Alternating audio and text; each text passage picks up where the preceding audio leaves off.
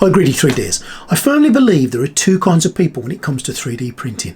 Those that like to mess with settings, exposure settings, play with this, play with that setting to try to hone that resin in to the perfect nth degree. And there are other people who want to press as few buttons as possible, mess as little as possible and get that shiny print in the palm of their hands, and I put myself in that category completely. I want to do as little as possible to get a decent print. So today we're going to be playing with some Inslogic resin, the tough and the high detail. I'm going to be using two different printers, the Mars 5 Ultra and the UltraCraft Reflex RS, and you will see two different kind of ways to get the same result. One will be a lot more hard work than the other, but depending on which camp you sit in will depend on which one you prefer. And I'm not saying which one's better, but let's have a look at the process in two different printers, and let's test this Inslogic resin. Stay tuned.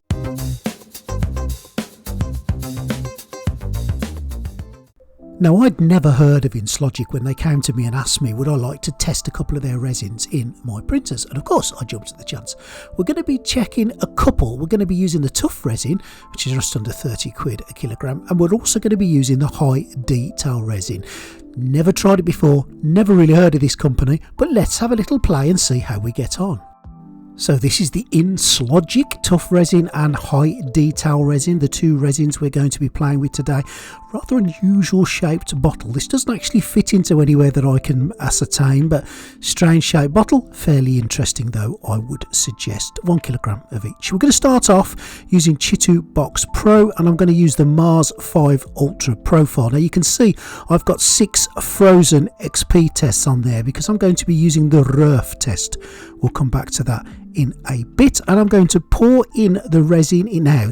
It's about -1 in the man cave at the moment, so this resin is gloopy, it's thick, it probably won't print too well, so I'm going to use a hairdryer to warm up the resin. I need the resin at the bottom that catches the UV light to be warm, not just the top of the unit.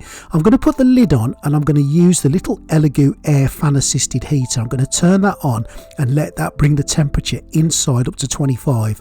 Then I'm going to leave it for a bit to try to keep that resin at temperature. Now, you mentioned earlier RF, you heard me mention that, but the RF is the resin exposure range finder, and the Mars 5 Ultra and the Mars 4 Saturn Ultra, or the Mars 4 Saturn, the Saturn 4 Ultra also has this RF test, and it means basically you can change exposure settings on one print so that you can test different exposure settings to find the best. Now I'm going between 2 and 3.5 seconds across 6 different pieces of frozen XP test, and we'll find out the best one. So we came back to it around about 25-30 minutes later, and everything has printed wonderfully, as you can see. Now it's a messy old affair getting this drip tray off, which is why I'm using the bib that comes with it. Sorry, the tray. No, it's a bib, isn't it? And the next problem I encountered was, how do you clean them on the build plate? You can't dunk it in all the way because it fills with IPA. Believe me, I've done that. It took me ages to empty the bloody thing out, so I had to resort to squirting it with a squirty bottle and rubbing it down. Your other problem you've got with these RF tests is you've got to keep these separate. You can't just take them all off and throw them into wash something, because you'll forget which one was which. So I had to take them off one at a time, put them together to make sure that I remembered which one was the 2 second, which was the 3.6 seconds, etc. On a completely different stock change, we're going to be using the Heygears UltraCraft Reflex RS. All I'm doing here is telling it to use the pulse release module, pop 10 settings at 50 microns, and that's it, done. That is it. I'm just going to drag the frozen XP test in, slice it, send it to the printer and tell it to print. This is the stark difference between using one printer and another. The Heygears printers are easy. You can't change settings. Now, some people love to change settings, and if you're one of those people that love to change exposure settings and tweak and twist your prints to perfection, you can't do that on the Heygears, but I do not want to.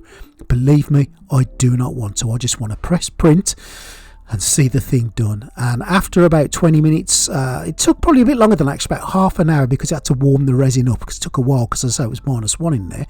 It's printed. I've put it at an angle to drain it, because this tray is a bit of a pain to get the resin off if you're not holding it to one side. It popped off the test, just the one single test, and I could throw that straight into the solution. So let's have a little look at them. Here's the ones from the Mars 5 Ultra. Of course, there's 6 of them. Let's get a macro lens on them. Now, the 2 second one doesn't look too bad, but you can see as you go higher up in number, it starts to become a little bit overexposed. The lettering starts to fade. You can see that it's getting thicker. So 2 seconds seems to be around about the sweet spot, may even be less. Looking at the Heygears version on the Part 10, this is perfect, and I haven't changed settings, I haven't messed with anything, I've just thrown it in, chosen Part 10, and the printer doing its wonderful wizardry high. And I always say this about the Heygears printers, it just prints beautifully every single time. No messing, no aggro.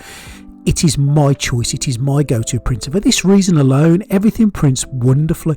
Comparing the two, you can see the difference. Now, I'm not saying the Mars 5 Ultra's print is bad, because it's not. But it was just a lot easier to dial in the RS. But that's just my opinion, and my opinion alone. So I'm not sure if I said this is the high detail version of the Resin. This is one of the two. This is the high detail. Let's have some fun. Let's do a zombie. Let's do a Captain America zombie. And this is I love this print. This has been around for ages. I remember printing this on my Mars 2 Mono, and I'm doing this on the Heygears UltraCraft Reflex RS. It's in the slicer. I've hollowed out the main bit. I'm just going to tell it to add some supports. And that's it. It's using the same setting, that PARP 10 setting. I've got no messing, no aggro. The slicer is one of my favourite slicers.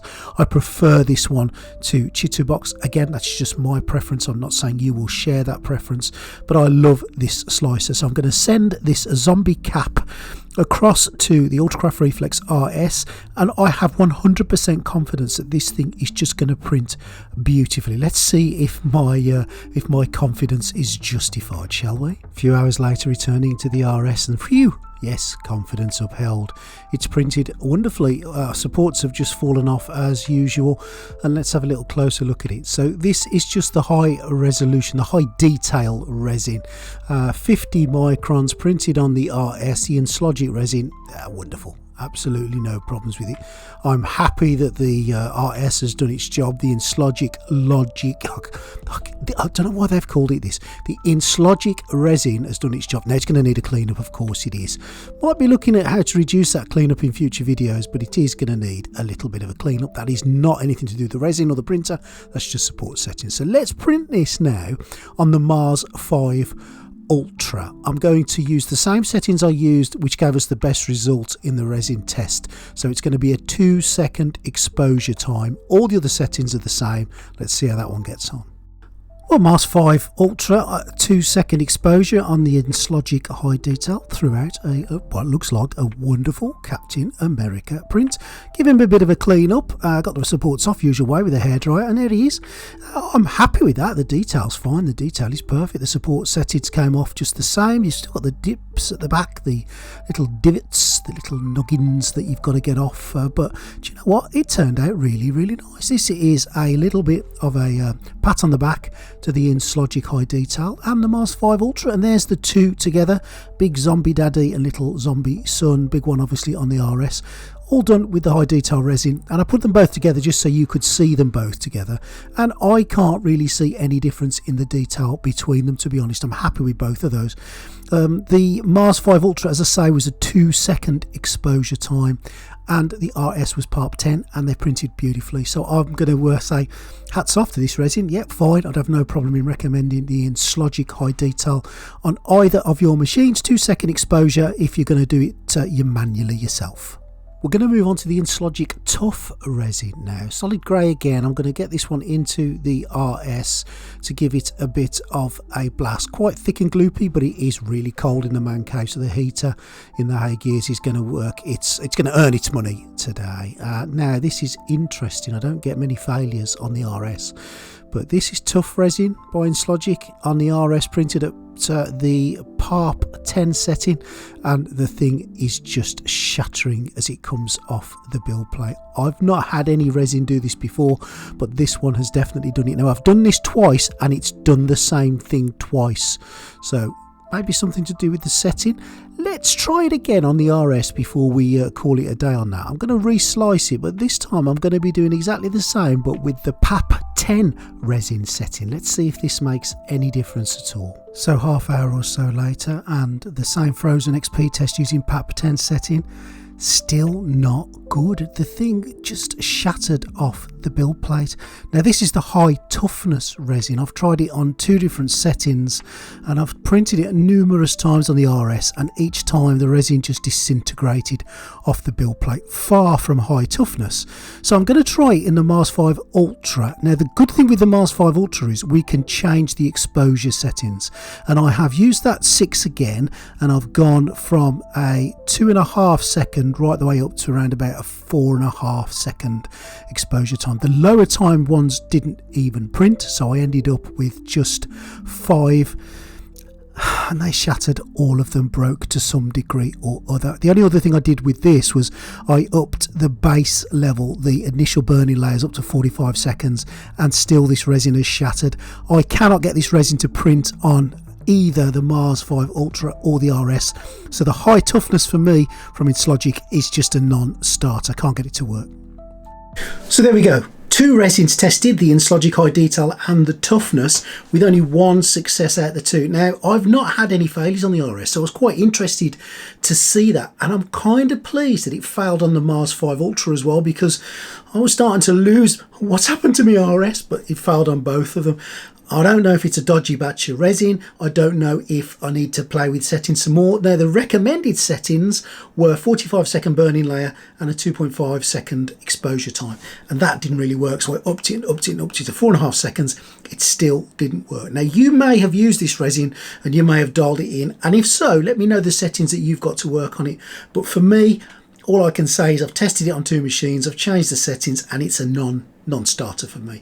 The high detail, on the other hand, absolutely beautiful. Worked on the RS, beautiful. Worked on the Mars 5 Ultra, beautiful. Couple of Captain America zombies, one happy, greedy 3D.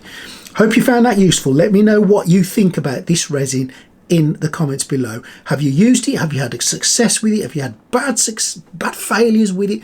Just give me an overall view if you've used it. If not, I recommend the high detail, but I can't recommend the toughness for obvious reasons. If you like what you see today, please subscribe to Old Greedy 3D. Think about joining the Patreon, and thank you guys. Thank you to all my Patreons out there. You guys are fantastic. I'm going to be moving on to a couple of other videos very, very shortly. I'm going to look at something really interesting in the RS, which I don't think anyone else has done on Tinterweb, so stay tuned for that one. I'm also going to be painting up some models, so also make sure you hit the notification bell so you don't miss any of that, and I'll see you next time on Greedy 3D. Thanks for watching. Don't forget to comment, don't forget to subscribe. See you soon.